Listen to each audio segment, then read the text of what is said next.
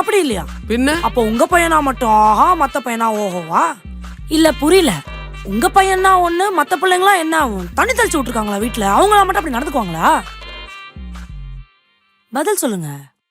அம்மாடி, நீ கொஞ்சம் கோவமா இருக்கிற போல இருக்குது. நீ என்ன பண்றதுன்னு அப்புறமா யோசிச்சு வை. மாமா வந்து என்னால முடிஞ்ச ஹெல்ப்பை பண்றேன், சரியா? நீங்க பண்ண ஹெல்ப் வரைக்கும் போதும். காஃபி குடிச்சதும் போதும். வச்சுட்டு கிளம்புங்க. வைங்க.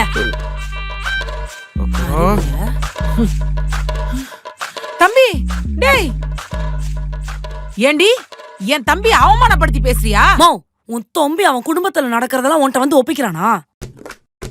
சொல்லு. இல்ல. இல்லல, அப்புறம் நீ மட்டும் ஏமா நம்ம குடும்ப கதையை ஒண்ணு விடாம உன் தம்பிக்கும் அக்காவுக்கும் தங்கச்சிக்கும் போன் அடிச்சு சொல்ற? புரிஞ்சுக்கோமா, இவங்க எல்லாம் சான்ஸ் கிடைச்சா எந்த குடும்பத்தை டேமேஜ் பண்ணலான்னு ரோமிங்ல இருக்கிறவங்க. சரி அச்சுமா, இதுக்கப்புறம் நீ சொல்ற மாதிரியே நடந்துக்கிறேன். ஒரு தடவை சொல்லிட்டேன் ஆல்ரெடி நான். தங்கம், நல்லா இருக்கியா?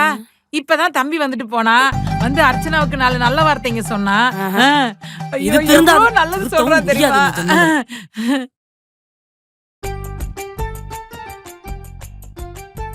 கவலைப்படாதீங்க, ப்ராஜெக்ட்லாம் ஈஸி தான். போக போக கோப்பப் பண்ணிக்கலாம். ஐயோ இல்லங்க, நான் படிச்ச கோரே வேறயா.